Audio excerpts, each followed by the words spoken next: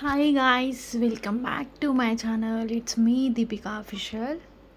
ఈరోజు నేను వచ్చేసాను సరికొత్త రెసిపీతో. యాక్చువల్లీ ఇది మా అత్తమ్మస్ రెసిపీ. మీ దగ్గర మొక్కజొన్న ఉంటే వాటితో ఏం చేస్తారు? నాకైతే మా అత్తమ్మ ఈరోజు కొత్త రెసిపీ చూపించింది.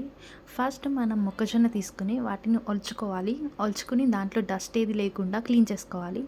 క్లీన్ చేసుకున్న తర్వాత దాన్ని మిక్సీ జార్లో యాడ్ చేసుకుని దాంతోపాటు పుదీనా, పచ్చిమిర్చి, కరివేపాకు అండ్ ఒకటి వెల్లుల్లి, సరిపడినంత ఉప్పు వేసుకొని కొంచెం వాటర్ యాడ్ చేసుకుని గ్రైండ్ చేసుకోవాలి. దీనిని ఆపుకుంటూ గ్రైండ్ చేస్తూ దోశ కన్సిస్టెన్సీ వచ్చేంత వరకు గ్రైండ్ చేసుకోవాలి.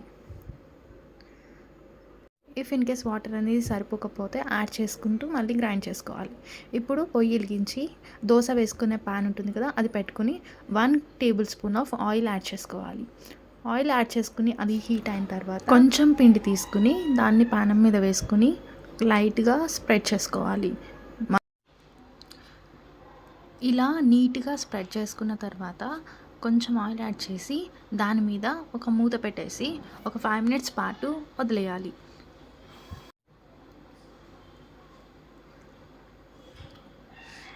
మళ్ళీ మనం మూత ఓపెన్ చేసి చూస్తే ఇలా అది మొత్తం ఉడికిపోయి ఉంటుంది.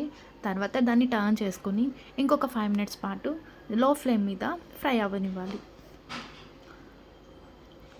సో ఇలా ఫ్రై అయిపోతే సరిపోతుంది.